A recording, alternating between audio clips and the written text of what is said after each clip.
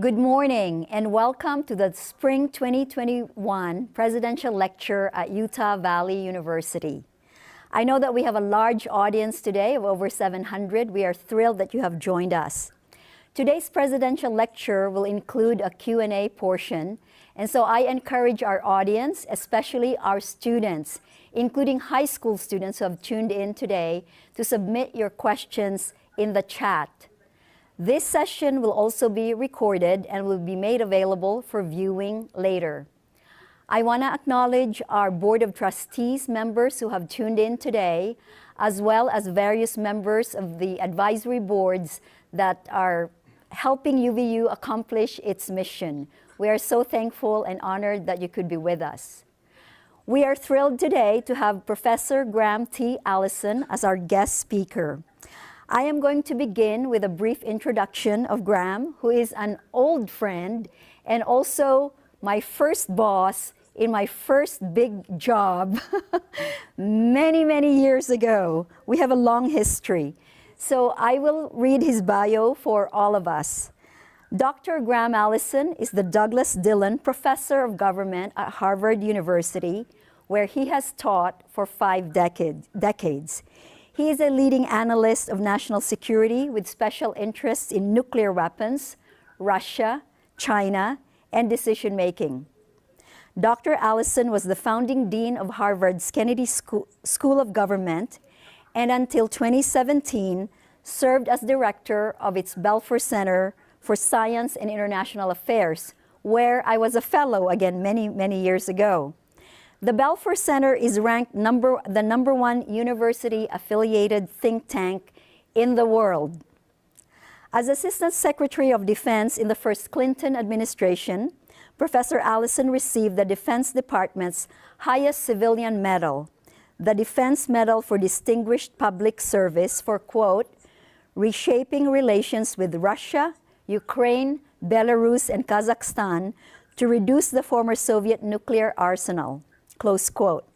This resulted in the safe return of more than 12,000 nuclear weapons from the former Soviet republics and the complete elimination of more than 4,000 strategic nuclear warheads previously targeted at the United States.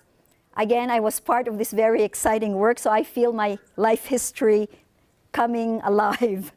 As founding dean of the Harvard Kennedy School under Dr. Allison's leadership, a small, undefined program grew 20-fold from 1977 to 1989 to become a major professional school of public policy and government. Dr. Allison served as Assistant Secretary of Defense under President Clinton and Special Advisor to the Secretary of Defense under President Reagan, and has been a member of the Secretary of Defense's Advisory Board for every secretary since Caspar Weinberger to James Mattis.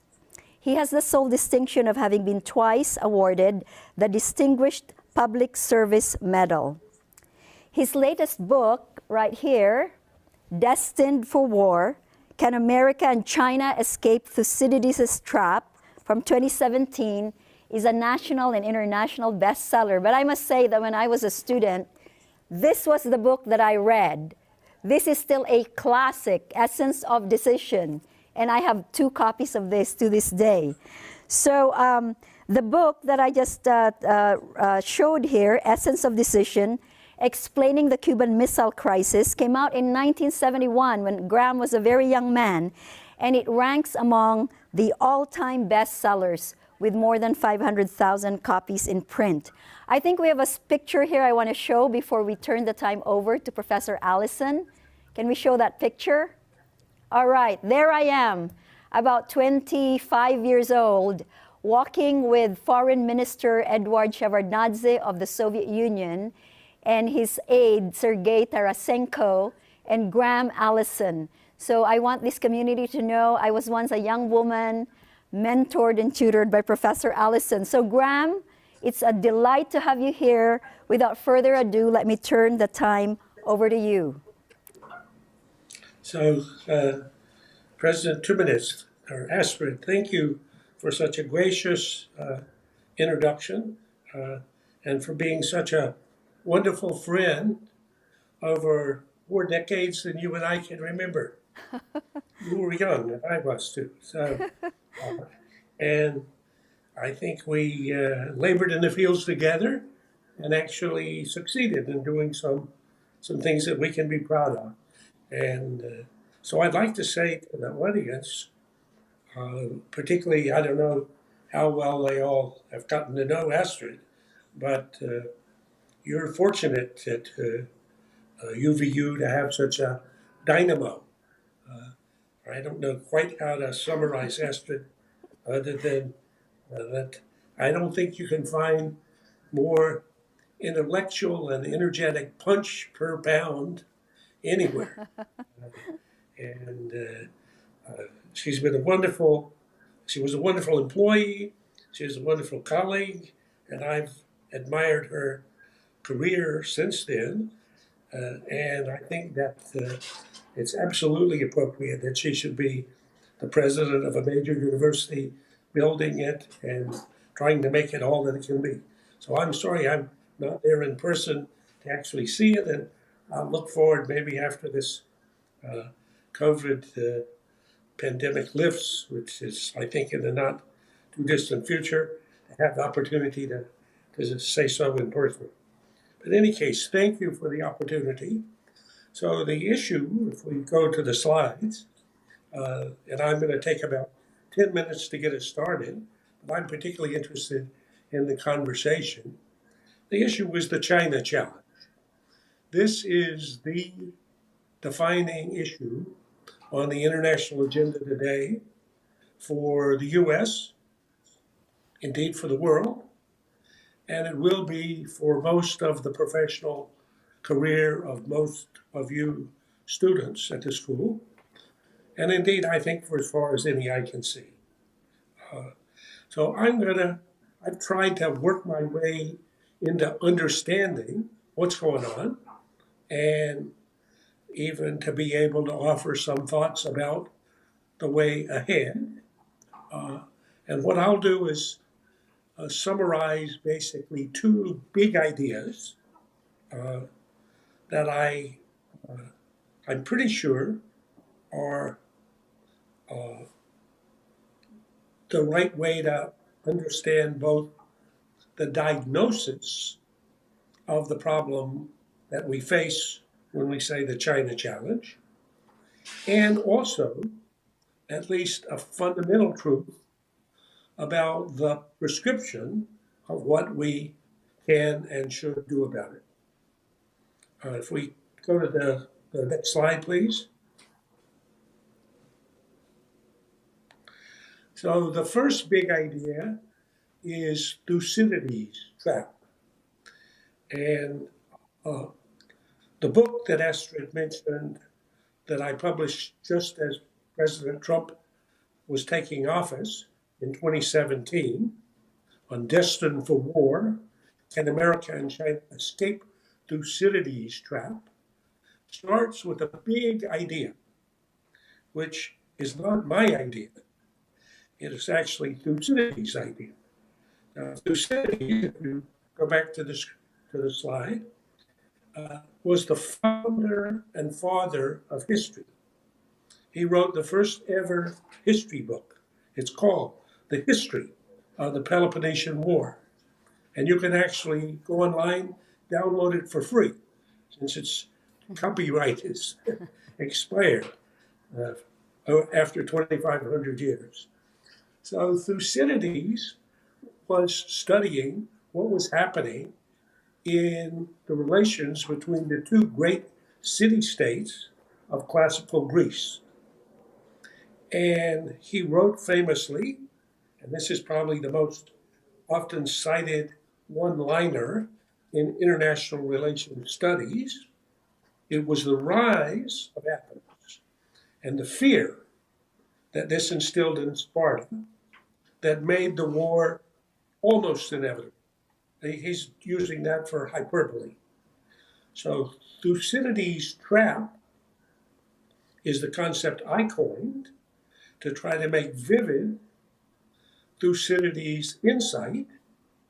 And the insight is that in history, we've seen repeatedly over the centuries when a rising power like Athens or like Germany 100 and a few years ago at the beginning of the 20th century, or China in the past generation, rises rapidly to threaten the position, to threaten to displace the ruling power from its position as number one that it's become accustomed to at the top of every pecking order. In this Thucydidean dynamic, most frequently the outcome is war. So this slide is the summary of the Thucydides trap case file, which you can go, students, and look up online. This consists of all the cases we've been able to find in the last 500 years in which a rising power threatened to displace a ruling power. And as you'll see, 12 of those ended in war and 4 of them in no war. So to the question, what's happening in relations between the US and China today, the best short, simple summary is a Thucydidean rivalry. A Thucydidean rivalry of the sort we've seen over the centuries, where a meteoric rising China is threatening to displace a colossal ruling USA after a century of American leadership, and as rising powers do in Thucydidean rivalries, threatening to disrupt the international order, of which the US has been the principal architect and guardian. So my old professor, Henry Kissinger, who's 97 now, who I spent an hour with last week on a Zoom, his mind's still sharp, amazing. But in any case, he says regularly, the best lens available for piercing through the news and noise of the day to understand what's actually happening in the relationship between the US and China is a Thucydidean rivalry. And the grave danger is that we'll get caught in Thucydides' trap and follow in the path of most of our predecessors to a war, even a war that could be catastrophic. So that, let me give you, now as we try to look forward, well, how could we escape Thucydides' trap? To be clear, just on the record, it is not inevitable that the US-China rivalry ended in war. 4 of the 16 cases in the last 500 years had no war. So this is not inevitable. The question is whether we can find a way to statecraft beyond normal. Because if we settle for normal, for statecraft as normal, we should expect history as usual, and history as usual would be a catastrophic war. But that's not inevitable, not beyond our ability if we manage to find an alternative. And what I've been searching for the last 4 years, or even slightly longer since the book was sent to the publisher, is how to escape Thucydides' trap. The idea, I found 9 possible avenues of escape, but one that I'm most attracted to right now comes also from simply trying to look at the realities of the world in 2020. And those realities include 2 features that are distinct to the 21st century. The first, nuclear mutual assured destruction, which actually is not unique to the 21st century.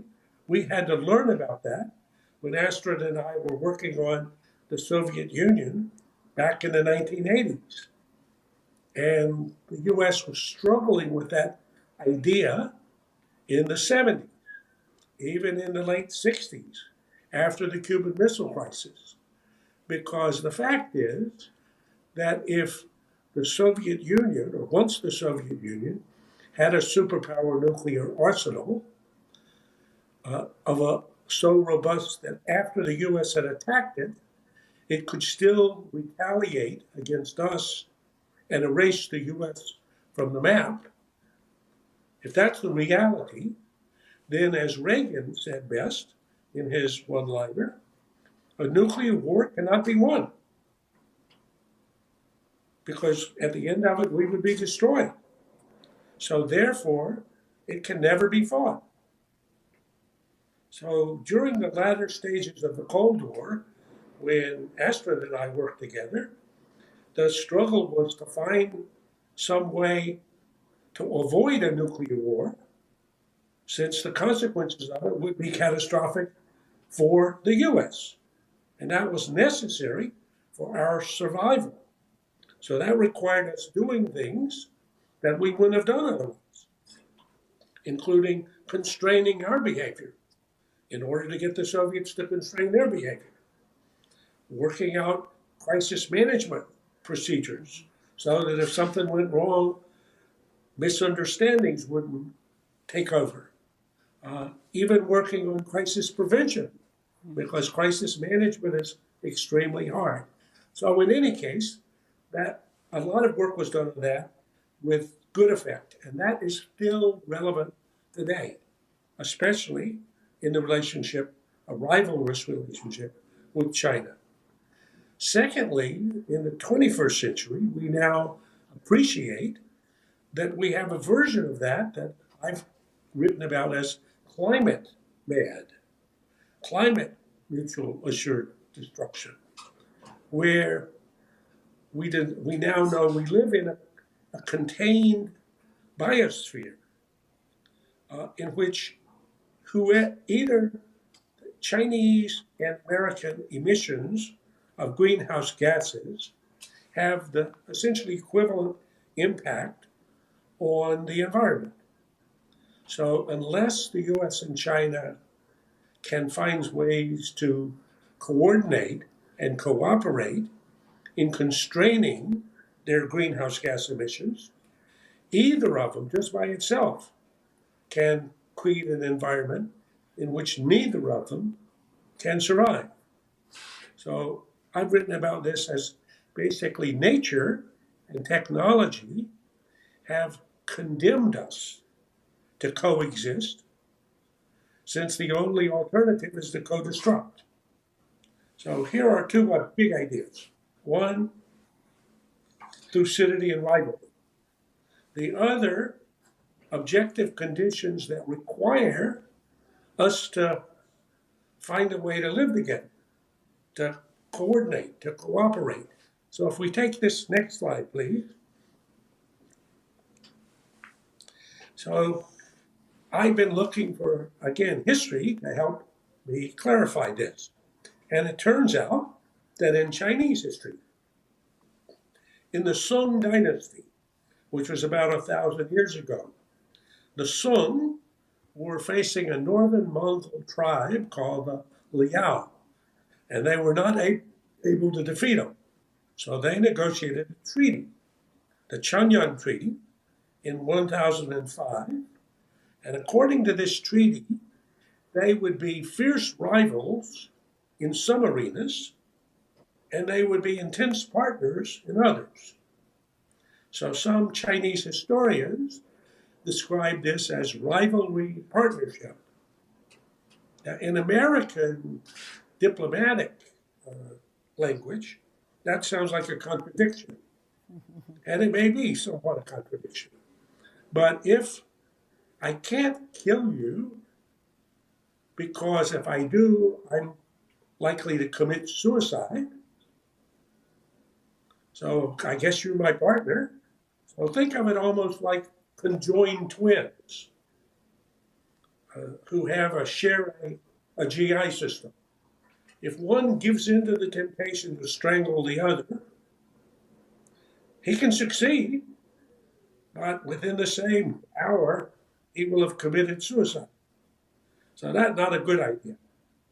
On the other hand, the differences between being number one and number two in this world matter a lot. And unless and until China quits rising, or unless and until the US is prepared to cede our leadership role, which has been such a defining feature of America, who we are, and of the peace that we've enjoyed since World War II, then we're going to have to hold these two almost contradictory ideas in our head at the same time. So finally, the last slide, please. So in the world of business, this is what I asked Tim Cook, the guy that runs Apple, about this. And he said, in our world, that's what we call life, this contradiction in diplomacy. So I said, well, what help me understand. So Apple and Samsung are the fiercest competitors in the global smartphone market. Actually, Samsung has beat Apple, as you can see from this chart recently. But at the same time, who is the biggest supplier of parts for Apple's smartphones? And the answer is Samsung. So how can you be both my fiercest rival and my essential supplier? And as I say, business leaders call that life, complexity. Live with it.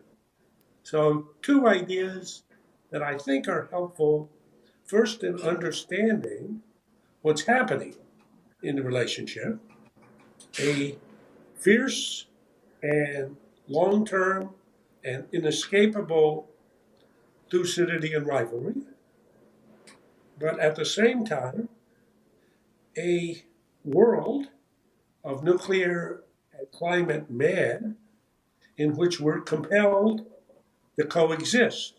So can we find our way to some version of a rivalry partnership or co-opetition or whatever term? I don't know. But I would say that's certainly the challenge for President Biden today and for the members of his team who are trying to deal with the China challenge, many of whom I'm happy to say are former students or fellows at Belfer or others, whom I'm trying to be helpful to the extent that I can whenever they ask. So maybe that's enough effort to stir the pot, and then I'm happy to go off in any direction anybody wants. And in particular, I learn more from disagreements than agreements. So don't be shy about disagreeing or offering contrary evidence or other. Thank you very much, Graham, for explicating very clearly those two sets of bold ideas on the Thucydidean trap and sort of condemned to be together as competitors and also as partners.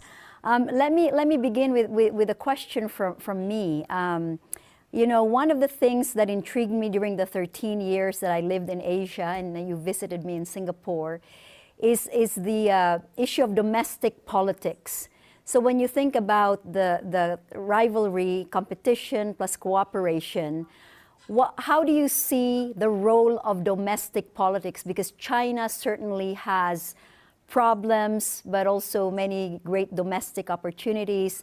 Same in the United States. And in China, there's been a rise of nationalism for sure, and a confidence that I didn't see in 2005 when I first returned to Asia, but as of 2018 was palpable and strong. And then in the United States, you have that same thing of a rising nationalism as well, and then various domestic challenges. So what role do domestic political variables play in pushing us either closer to war or closer to collaboration and cooperation? That's a great question. So, and the answer, as usual, is complex. But I do remember your period in Singapore, which is an absolutely spectacular perch from which to try to watch what's happening in China and in the relationship between the US and China. And for those that are, especially the younger students, just coming to the China issue, the extent to which China has been transformed in the last, well, almost every year. So it's been a year since I've been there because of the COVID lockdown. But every time one goes there, you're just shocked by what's happened. And for those that haven't watched this year carefully, at the end of 2020, there was only one major economy in the world that was bigger than it was at the beginning of the year. Just one. That's China. So it's breathtaking. So what impact does this have on domestic politics? So the answer is huge because the every day when Americans wake up and hear that China is the number one engine of growth, China is reached a trade agreement with the major Asian economies, RCEP, which they did last year. China has reached a major investment agreement with the EU, which they did in December. Americans feel like, well, what's going on? I mean, how are they taking advantage of us or getting ahead of us or otherwise? So in a Thucydidean rivalry, there's basically three layers of the dynamics. The first layer is the objective reality. The rising power really is rising and getting bigger and getting stronger. So that's a Martian analyst would see that. There's secondly a layer of perceptions, misperceptions, and psychology that especially for the ruling power says, yikes, who is this person? What are they doing? Why are they doing this? How could they be doing this? This can't be. And then thirdly, there's the layer of domestic politics in which within competitive domestic politics, an axiom says, never let a serious competitor get to your right on a major issue of national security. So you can see the Biden cabinet and subcabinet testifying every day, trying to show they're going to be tougher on China than the Trump team was, because otherwise they could be accused of being soft on China, maybe even sympathizing with China. And I sometimes am criticized by saying, when I say, you have to look hard at the facts of what China has done, people saying, well, no, they can't have done this. That's not right. And in any case, that sounds like that's China good. We know China bad. So, for example, Xi Jinping, I think yesterday, said China has finally reached its target to essentially eliminate extreme poverty. So I've written about this as them essentially flipping the pyramid of poverty on its head. In fact, if you look at my TED Talk on this, you'll see this great graphic on the pyramid of poverty. So when they took over, or even if you go back to 1971, when Kissinger went to China, 90% of all the people were trying to survive on less than $2 a day. Today, that's got reduced to zero. So they're the first big economy in the world, big country, big population, to essentially eliminate abject poverty. Well, that's a stunning achievement. Some of the things they've done and some of the things they're currently doing, for example, to the Uyghurs, are outrageous in my view and violate what you and I think of as and we believe in our creed are people's unalienable rights. But at the same time, they've succeeded in doing many things. So, sorry, this is a long answer, Esther, but I think that the politics of this make it all the more complex. And since politics usually oversimplifies things, in the US today, there's a pretty broad consensus that says China bad, and even some demonization of China, and some uh, demonization of China and even Asian ethnic in a way that I think is uh, not justified at all. So, and in the Chinese case, as you say, especially if you look at their social media and the younger people, they're very proud of what's happened.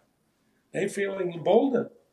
And when they read and hear Americans saying bad things about China, well, they say similar bad things about us. And they didn't even need a provocation to do so.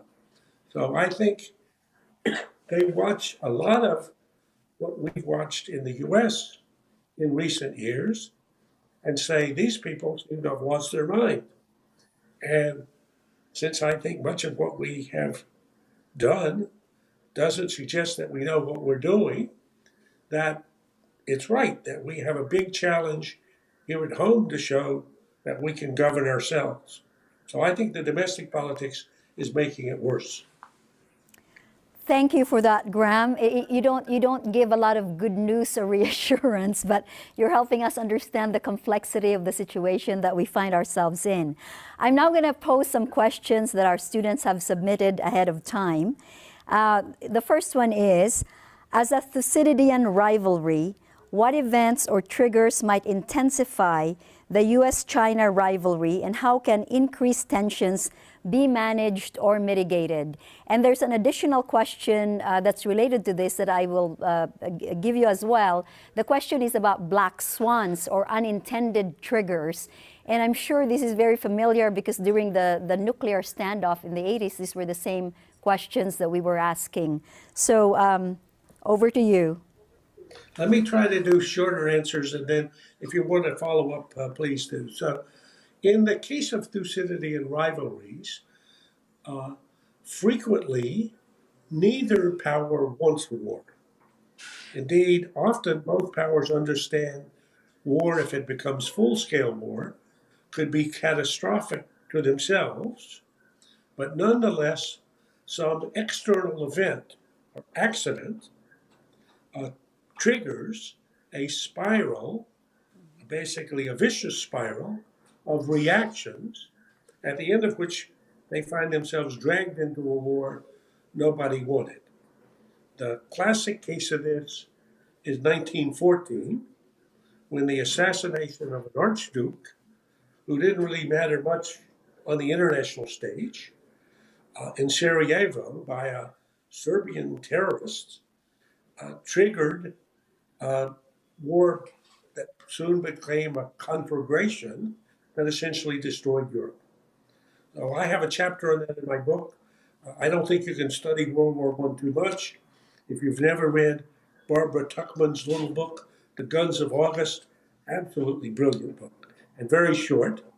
So one great risk in Thucydidean rivalries is some black swan or gray swan, unintended event or accident that triggers a spiral that produces a war. And in the relationship between US and China today, in the book I have a chapter on From Here to War, 5 easy paths. But I would say the one that's most dangerous right now is Taiwan, where I believe if Taiwan were to make a sharp move towards independence, I think it's quite possible Xi Jinping and the military would try to forcibly reintegrate Taiwan into China. And if they were to do so, the US would be forced to try to figure out whether we try to come to the defense of Taiwan, which in the 48 hours or so before it would take China to basically seize it, we have any chance, which answers not much. And then we would have the choice, do we fight a war to try to either liberate Taiwan or punish China? That would be a big choice. So you could get down that path to a war rather quickly. And that's why, again, we go back to our old work together, Astrid, crisis prevention becomes so important and mechanisms for crisis management. I've got several other paths as well, but I think the question is a good one, and that one needs to think about not just the incentives for war, because at the level of armaments that the US and China live today, we really do have nuclear man. So nobody could sanely choose full-scale war, but that does not mean, as it didn't mean in the case of the Soviet Union, we didn't come with, the Cuban Missile Crisis, the book that you mentioned before. John Kennedy believed, and I think the evidence completely supports it, that there was at least a 1 in 3 chance this would have ended in a nuclear war. Thank God that it didn't, but that's certainly not something to count on. And so that's why crisis prevention requires thick conversation and levels of coordination and cooperation. All right, I'll go to the next question. What shared interests do the United States and China have? And if you could link this to that word co-opetition, the essential and the important. And also I'll add to this that China is the largest holder of American debt. So what does all that mean? What shared interests do we really have? Good question, and the answer is a lot. Okay, so to start with the vital. So I think it's always best to think what things are essential for the survival of the U.S. In the Cold War, we learned the mantra that the objective was to ensure the survival of the U.S. with our fundamental institutions and values intact. And that's what we fought the Cold War for, and that's, I think, the core of our vital national interest today. So there, as I said in the proposition about these two new objective features of the world in the 21st century, we have climate. So if it turns out that we and the Chinese and others, but we too are the two heavies in the emission of greenhouse gases. China number 1, we're number 2. So if we end up creating a biosphere that nobody can live in, we lose. So that's a shared vital interest. Secondly, nuclear war. So if we allowed some, or if we were dragged by some sequence of events into a nuclear war and we're destroyed, we will have lost our vital interests. So that's a shared interest. And now the next layer, complex. The global economic system today has become so integrated and is so critical to our economic well-being and the financial dimension of it is so interdependent that in 2008, when we had the great financial crisis and a great recession in the U.S. was teetering on the brink of another Great Depression. And, well, we survived the last depression, we did, but with pretty devastating consequences and with even big risks to our democracy. So in that case, thick cooperation between China and the U.S. Pulled us back from the brink. In fact, I have a piece in the current Foreign Affairs about what we got right in engaging China that describes that in some detail. It was a pretty remarkable thing because Putin tried to persuade the Chinese leader this was a good time to dump the dollars, the reserves you mentioned, Astrid. And had they done so, and had they not undertaken a stimulus, we probably would have seen a depression, economic depression in the US, and maybe a global depression. So I don't think they did this as a favor to us. They thought, well, what could happen to China? But still, so the the other part of the economic relationship is we all learn from Adam Smith about the gains from trade. The, the biggest driver of American economic growth has been the trade component, as with every other country. So trade makes us all have more opportunities to have more stuff at better prices. And the role that China plays now as essentially the second backbone of the global economy and the major trading partner of everybody, virtually, not us yet, but everybody else, uh, is essential to enriching. And that's why then, back to your earlier question, Astrid, for a country like Singapore, whom I've talked to the leadership there, because the prime minister is a former student, a wonderful, brilliant leader. But Singapore or Australia, Japan, all of our Asian allies say to the U.S., don't try to make us choose between our security relationship with you, which is important for our security, and our economic relationship with China, which is essential for our prosperity. Because if we try to cut ourselves off from China, we would have a recession here at home, and I'd get tossed out of office. So that's not a choice these states will be prepared to make, because we've got this integration of shared interest, which is what makes this attempt to try to hold the two ideas of a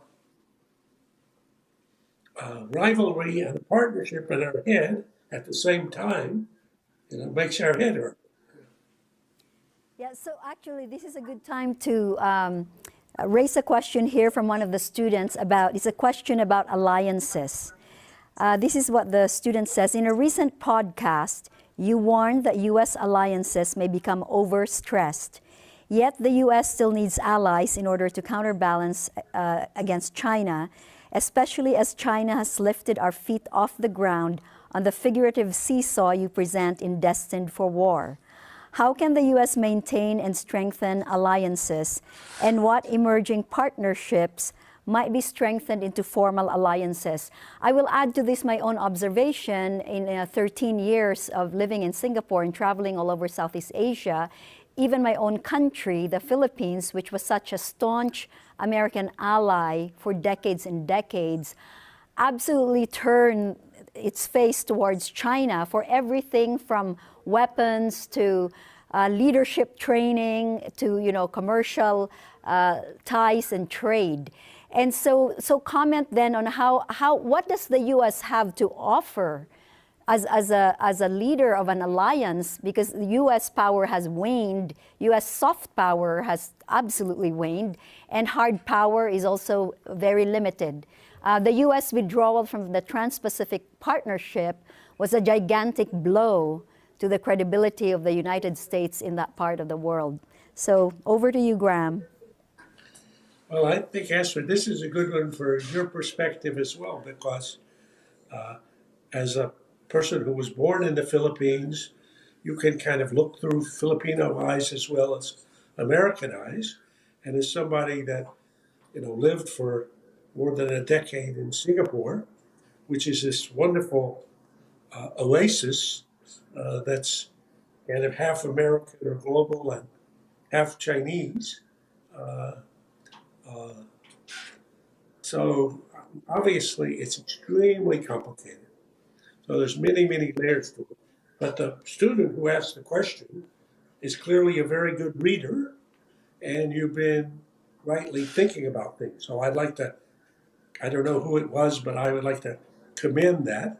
And I'd like to foot stamp, if that's a, I don't know if that's a Utah phrase, but I come from North Carolina. That means you basically say amen. But I think the that for students trying to think about power in international relations, the term balance of power is obviously one of the fundamentals, but often is so abstract that people don't quite, it's sort of, it's fuzzy.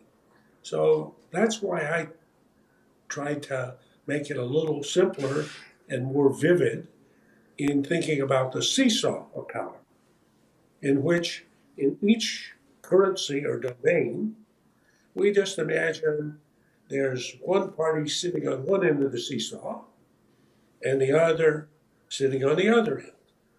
And as I illustrated with a graphic in the book uh, that I actually created for John McCain when he asked me to testify at the Armed Services Committee back in 2014.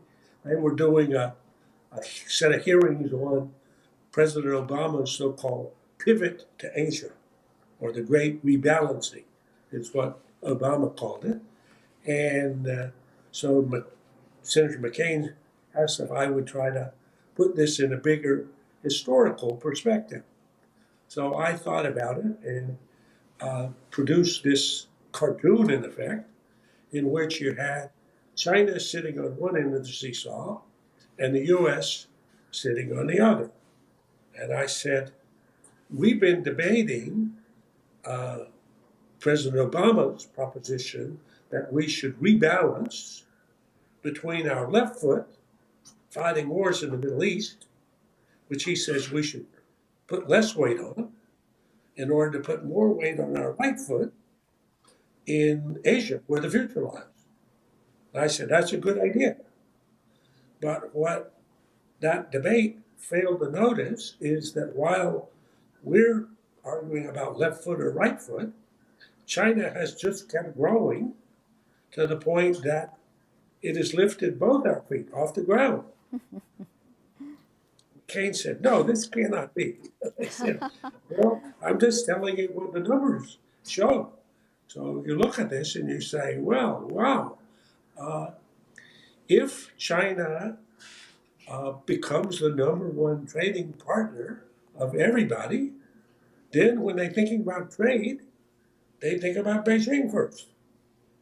If China is the number one investor, they think about China first.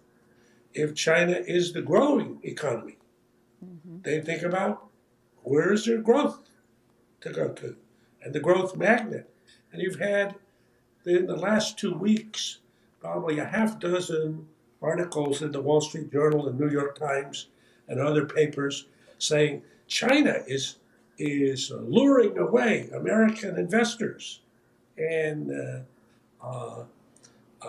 taking Americans' pension money, as if China were doing something other than growing while everybody else's economy is slowing. So the reason why BlackRock and Goldman and all the other major financial investors have increased their investments in China is not because they like China, not because they don't like the US, it's because they're seeking returns. That's their job. The reason why these pension funds are investing in China is their belief they'll get a higher return. So I say that's we're going to try to start with the ugly realities and even look at them hard and think about the trend lines. So that's number one. Number two, that still does not mean that many of these countries don't fear and feel threatened by China. And they should, because the Chinese play a very hard hand. They're much less beneficent or benevolent than the US has traditionally been. And they are eager to have the U.S. as part of a counterbalance. So the challenge for Astrid, you'll remember our old colleague Kurt Campbell from your day. So Kurt is now Jake Sullivan, who's the National Security Advisor's lieutenant, for trying to think about the organization of this alignment and alliance that would provide some counterbalance in order to try to increase the likelihood that China will play by a set of rules or observe a set of rules that'll provide a level playing field that will allow us to thrive and allow us even to compete in key events and to win.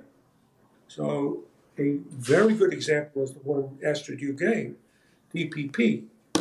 So in the negotiation of TPP, where the U.S. took the lead, the American trade negotiator, Mike Froman, was the lead architect of this and negotiator. But in the end, for a combination of American domestic politics, especially labor as a key element, and also some instincts in the Trump administration, we refused to join. And then remarkably, Japan picked up the mantle, and the Asians have put together their equivalent, only minus us. Now, what would TPP have done? It would have had 40% of the world's GDP, that is all the Asian economies plus us, negotiating with China, which is less than 20%. Well, that usually will end up with a better deal than in the case in which the size of the two parties is reversed. So I think it's not impossible for the U.S. to find alliances and alignments in some arenas, on some issues. I think it will be possible, and I think the Trump administration and Secretary Pompeo, whom I know and like, but I think were, as I told him, I thought misguided in trying to imagine that they could organize a new economic iron curtain in which people would agree to get on our side of it rather than China. Is that not going to happen? So this is much more complicated. But I think at the same time, I could easily imagine in the trade arena, if we were able to get our act together, a new version of TPP 2.0. I think that'll be very hard to do with the labor, a pillar of the Biden coalition. So I think that's hard, maybe, but not impossible, I hope. And in the Atlantic space, there was a serious effort that got quite close to negotiating some similar agreement, because the interests of the major economies in Europe and Asia, as well as the U.S., are largely aligned, and they include thick relations with China, but under terms that are what we would call a level playing field, or everybody playing by the same rules. I know that we could probably spend another half hour on alliances, but we will move on to the next question. I really like the idea of the thick relationship, you know, a thick network of collaboration, so that, again, as you said, our fate, China's fate, become essentially intertwined. I'm going to combine three questions from students because they are about similar things. You have asserted that China's leadership knows much more about the U.S. and its history than many in the U.S. leadership know about China. How can we learn more about China's history, politics, and culture? What do we get right and what do we get wrong in our understanding of China? And how can students become better prepared as they look to the future where China is such a key player? Whoa, good question. So, one of the problems with Americans, and I'm a classic example, is one of my British friends used to say, Americans are the country in which people speak at most one language. So most of us are ignorant about any language other than our own, and that's a great handicap. That does not include President Jimenez, who, Or Utah. We have a lot of foreign language speakers here. yes, I would say good. I'd say good. But the number of Chinese who are learning English, as opposed to the number of Americans that are learning Mandarin, is pathetic for us because I can talk to Chinese who can speak English, and fortunately, that's an increasing number of them for my benefit. But uh, understanding the language helps you understand a lot more of what was going on. When Astrid and I would go to meetings in the Soviet Union, uh, and I speak a teeny and understand a teeny bit of Russian, and she understands it perfectly. Afterwards, I would have to get a briefing on what I missed from what I understood of what happened at the meeting. So I think language, a big piece. I think, secondly, there's nothing that prevents us studying Chinese history. Now, in fact, it's discouraging in that it's so long.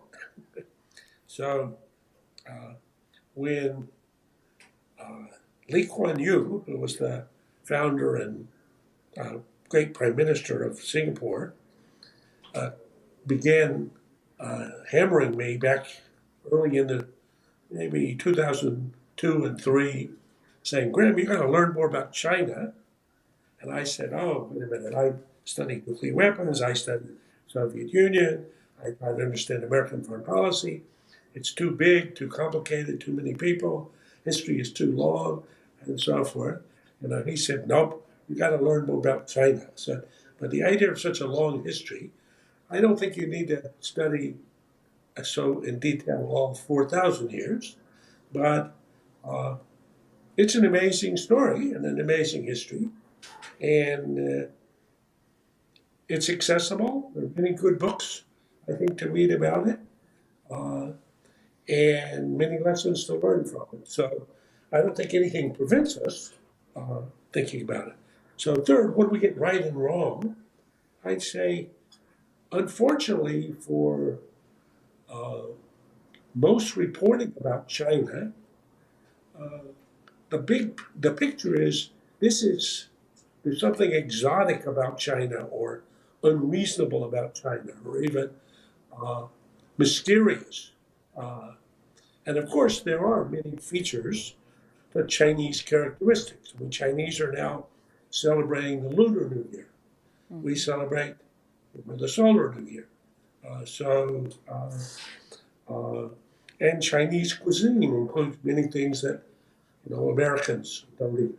Now, I'm a big fan of most Chinese cuisine, and I think it enriches my life to have kung pao chicken or wood ears. But I think the idea that most of Chinese behavior that we're seeing in the world is unnatural or abnormal or especially aggressive or I think is basically mistaken. So what do we get wrong? The idea that this is some mysterious Oriental or Asian phenomenon. In fact, in the current indictment of China in the American policy community, right across the board, Democrats and Republicans almost Tweedledum and Tweedledee. The proposition is that Xi and Xi's Communist Party are abnormally aggressive and assertive, and that's the problem in their in China's relations with the U.S. and the world. But the chapter I like best in my Destined for War book, and that most American policy types, as a senator, I was arguing with this about, or discussing for an hour last week, like least, is called What If Xi's China Were Just Like Us? And the us, though, is not the us today, or that we imagine ourselves to be today, but the us when one of my heroes, Teddy Roosevelt, beginning of the 20th century, was leading the U.S. into what he was supremely confident was going to be an American century. So I won't tell you the whole story, but I would say go back and read the chapter, and I think you'll be shocked. So Teddy Roosevelt came to Washington in 1897. He had been the police commissioner in New York, and he was appointed the number 2 person in the Department of the Navy. He was 38 years old.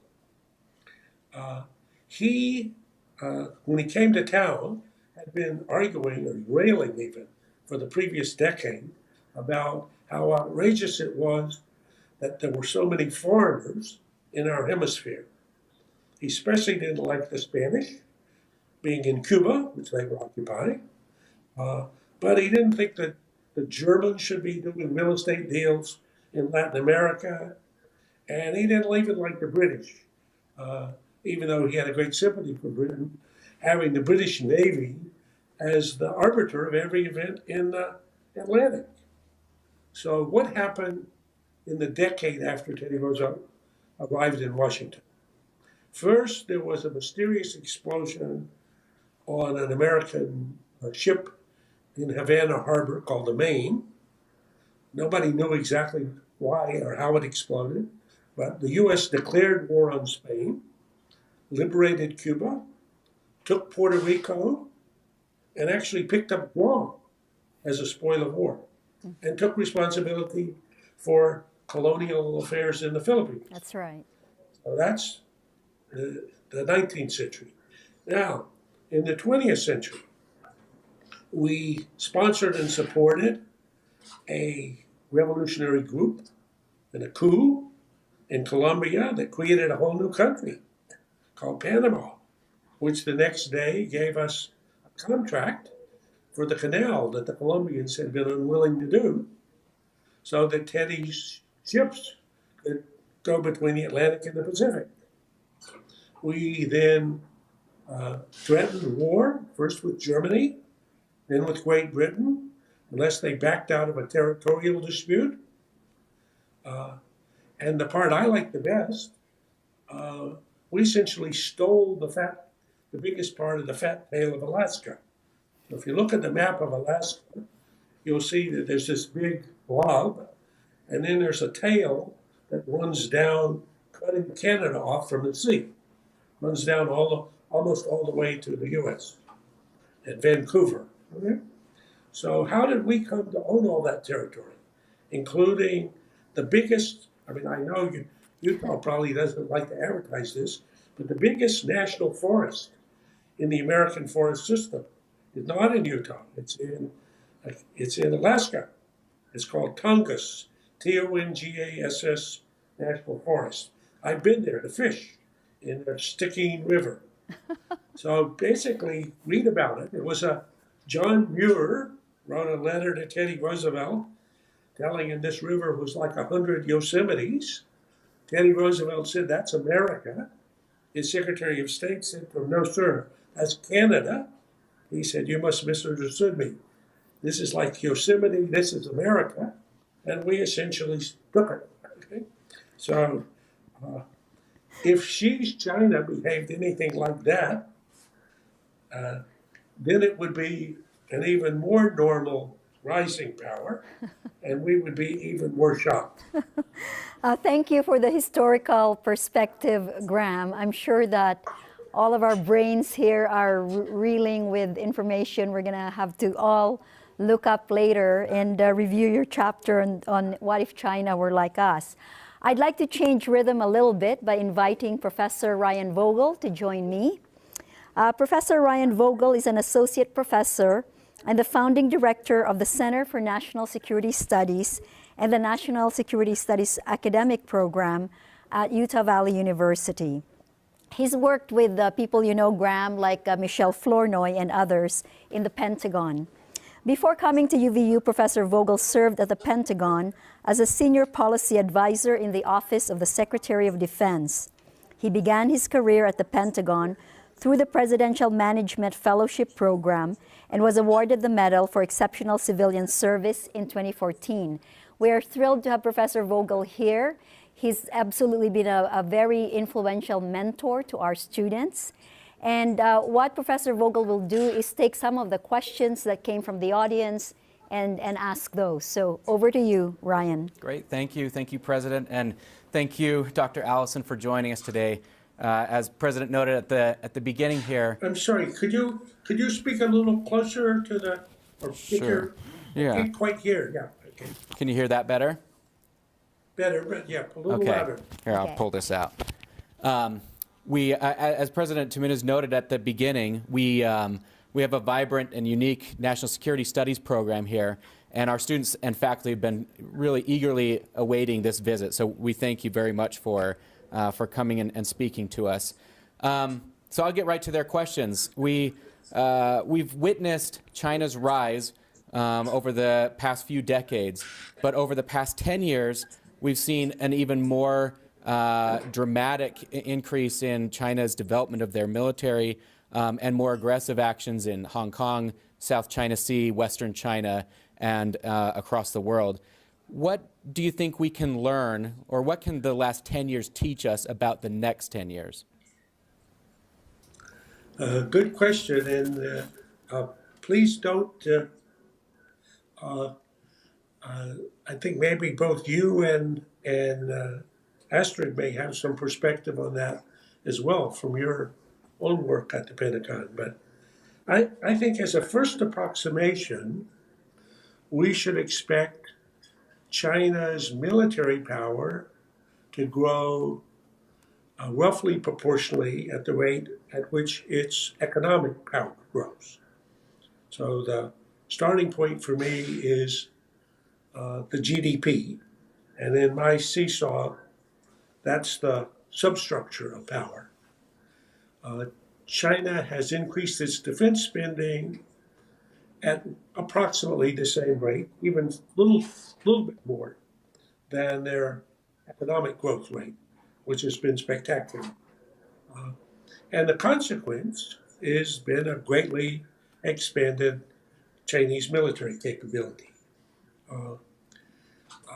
So I would say what we saw the past decade, we should expect extended into the next decade. Now, of course, as you and I learned at the Pentagon, we need to plan for alternative futures. And not all straight lines continue forever. And sometimes after they've gone for a long time, they change. But I would say that the baseline projection. I'd say secondly, that as states become stronger and their military more capable, they become more concerned about their borders and the peripheral seas, and they become more active in trying to become the predominant power there.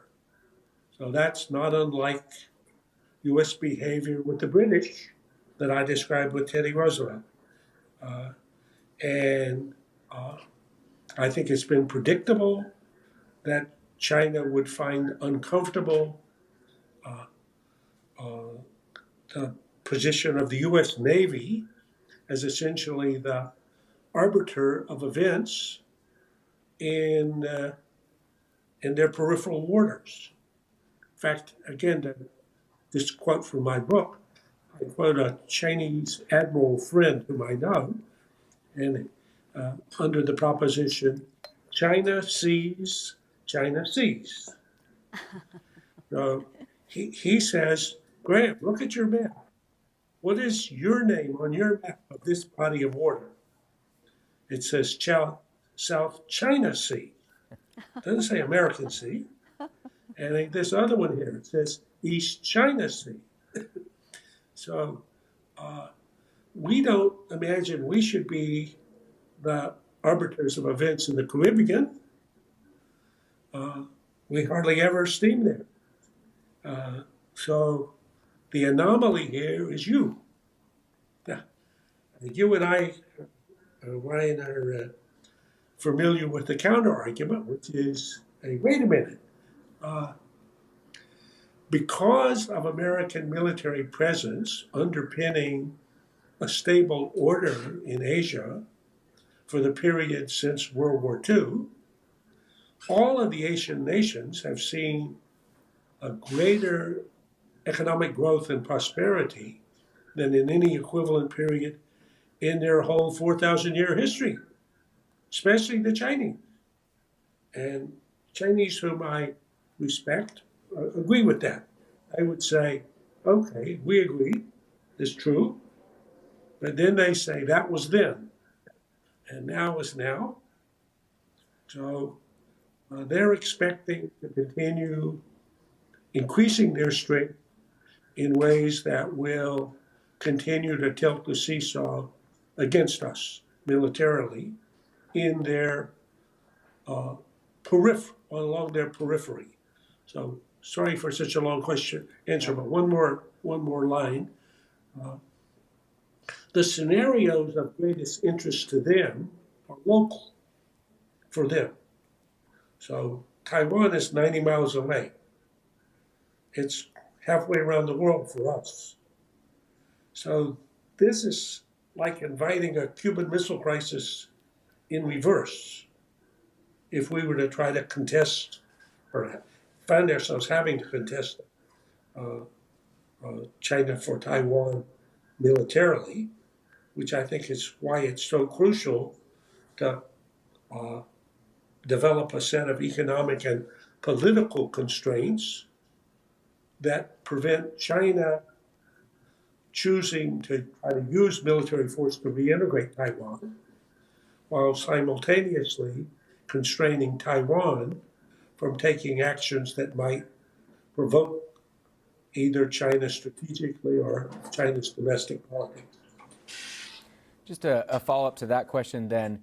Do you think that China will seek to work within the existing international order, the United Nations, international law, largely drawn up by the United States in the post-World War II years? Or do you think that the Chinese will seek to recreate a system that is more in line with their interests and their values? Well, another good question, and I think both.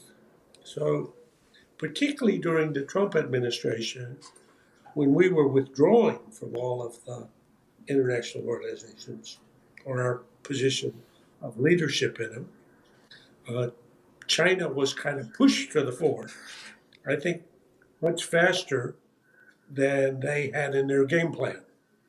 I remember Davos in 2017 when the Trump team didn't come, whereas usually the Americans have a big presence. And so the next biggest kid on the block was Xi Jinping and the Chinese.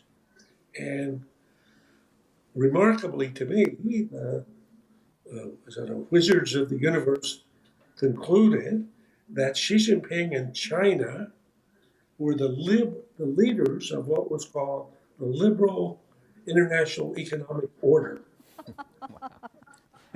So you can't say this without laughing, but go look at the speech. So, and they said, you need to make the major speech to Xi Jinping. They said to his staff. So they looked at each other and thought, what? And they finally decided, okay, we'll write a speech. Yeah, we can do that. And actually, one of them I know because he was a former student. And I talked to him about this, and he said, we first thought must be a trick or something, whatever. But in any case, once we decided it was for real, we wrote a speech, and we started with Thomas Paine, and then with Adam Smith, and but he said, we know that China is the most protectionist, the most mercantilist participant in the international economy, and we plan to continue to be so. But if you want to celebrate us as the leader of the liberal international economic order, that's okay, as long as you cheer. So it was a good speech, actually. So I think that I think there'll be a lot of hypocrisy in the course of this. Now, how much does the U.S. work? So, did the U.S. design the international order after World War II? Yes, principal architect, and I think we've been the principal supporter. Do we follow the rules of that order? And I would say a Martian would have would say, well, we do often, but when it's not in our interest, we don't. So, and I guess we then say, well, we're the exceptional nation. That means we make the rules, but we don't always have to quite live by them. I think in terms of, as the Chinese would argue, in terms of using military force against external groups, we've sent more troops to fight more people without authorization from the UN Security Council, according to its rules, than they have, by far. So but I think to your core of your question, as they become more powerful in these institutions, like everybody else, they will try to shape the rules to their advantage. And I think that's normal for all countries. I think I probably not completely fair-minded about the judgment, but I think a Martian judge would still conclude the U.S. has been much more fair-minded than the most powerful states traditionally are, and are more willing to play by the same rules. And I think China not likely to be so benevolent. That's great. Earlier, you talked about the United States and China having a lot more shared interest than I think probably people realize. Do you think that ideological differences, whether it's political ideological differences or even economic differences between China and the United States will have a negative impact on pursuing those shared interests? So in brief, yes. So I think that China's values and its political system and even its economic system are different than ours, and in ways that appear and probably are threatening. Now, this is a very complicated question, and I know I have at least 2 or 3 different views, and that they don't agree with each other. So I have an argument in my head about this and with friends. So on the one hand, we should always remember American democracy and governance is what's rightly called a work in progress. This is not finished. And we've shown a great capacity to almost drive it into the ground before we've also shown this amazing capacity to recover and renew. And that's I'd say, what's the great genius and hope of America? And it's that after having gotten nearly to the edge of disaster, we've had the good fortune to be like Phoenix and have a mechanism for rising from the ashes. Lee Kuan Yew was fascinated by that and thought that was that was a very special part.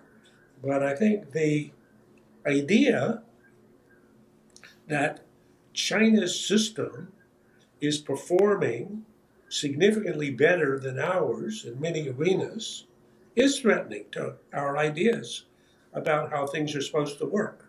So let's just take coronavirus. So here, the U.S. has had 500,000 people killed by coronavirus.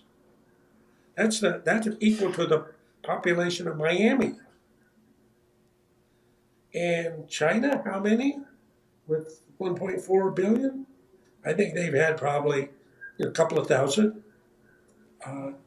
So they made some terrible missteps at the beginning, but then they took rather decisive actions to bring this under control.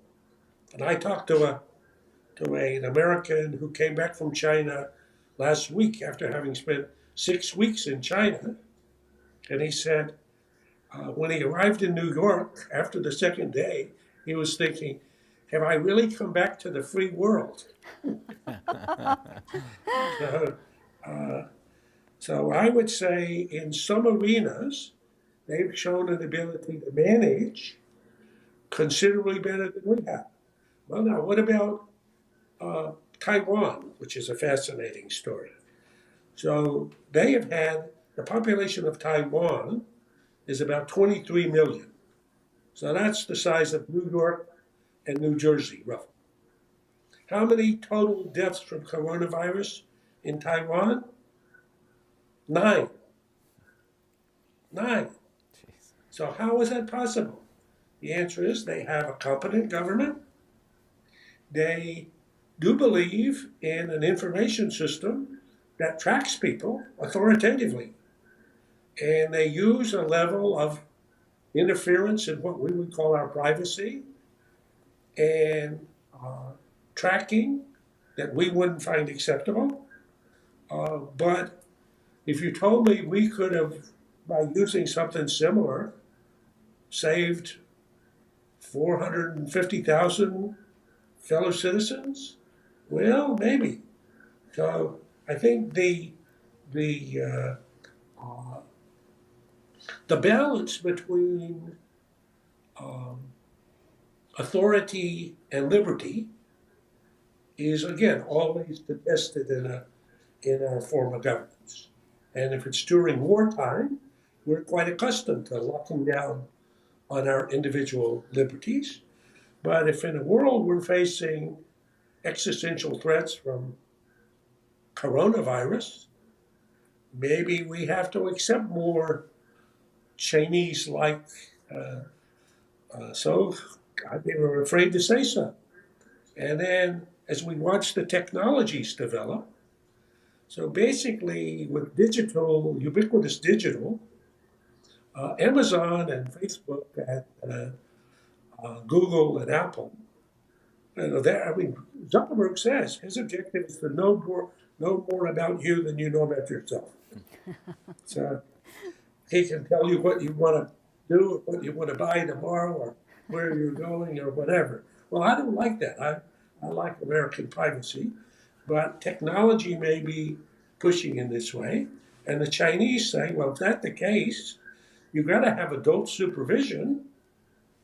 You can't let Zuckerberg be the adult supervisor or the guy at Snapchat. So the government's going to have to play a bigger role. To which answers, yeah, but I don't trust the government to play that role. And the answer is, well, do you trust Facebook to play that role? No. Well, then, so I think that some of the ideological and economic debate about China, which is condemning what they're doing, and which I subscribe to. I believe in a liberty-centered society and in government that tries to ensure that we can enjoy our liberty and our rights. So that's my conviction, and I think is the core American conviction. But I agree that technologies and international conditions and others are stressing that. And the Chinese pragmatism, which is actually, pragmatism is who we are, Americans. That's one of the core definitions, it would seem to me, of USA.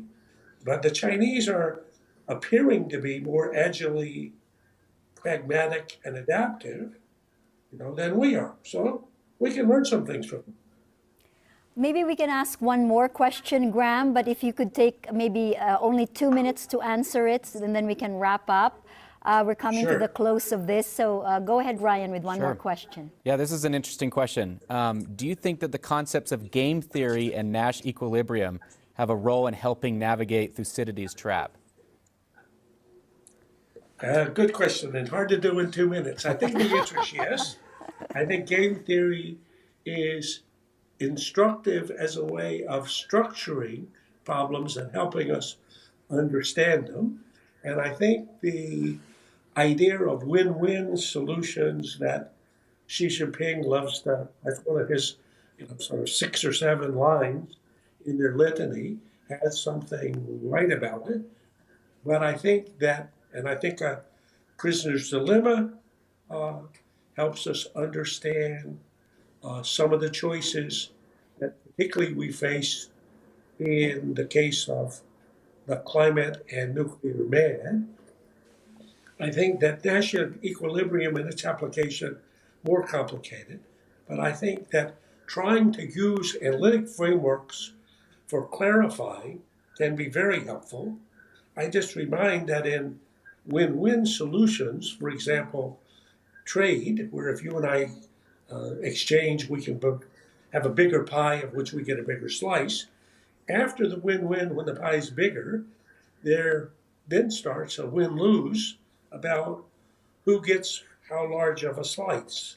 And you might prefer 99%, and I might prefer 99%. And then we have a struggle over that. But yes, I think that's a good arena in which people can dig for insights about what's a clearly very complex problem. All right, so I don't think we have time for another question, but I just want to close today by saying that Professor Allison has given us a lot to think about.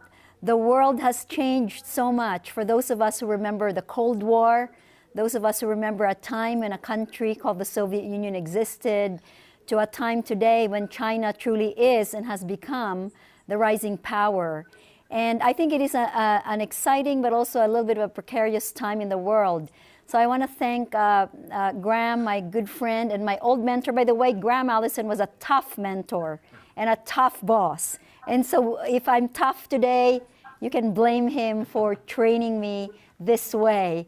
But what a treat for us, Graham, to have you here today. I want to thank our colleagues here in studio who've made today's broadcast possible. Thank Professor Ryan Vogel and his colleagues, as well as our students in the National Security Studies program. I want to thank our marketing and communications team. I want to thank all of the students, faculty, and staff who've tuned in, and encourage all of you to please continue studying China, study geopolitics, because it will have a massive impact on all of us and our future. So with that, I want to close today's presidential lecture with Professor Graham Allison. Again, Graham, thank you so much. Is there anything more you'd like to say to us? I'd just like to say thank you. I thank you for such an interesting set of questions, impressive students' questions, and I wish you the best in your studies. And again, I just underline how fortunate you are to have such a remarkable president as Astrid Tumenes. I love the idea, and I look forward to someday having the opportunity to come there and continue the conversation. So thanks very much. Thank you, and we will definitely invite you. Again, thank you, everyone. Have a great rest of the day.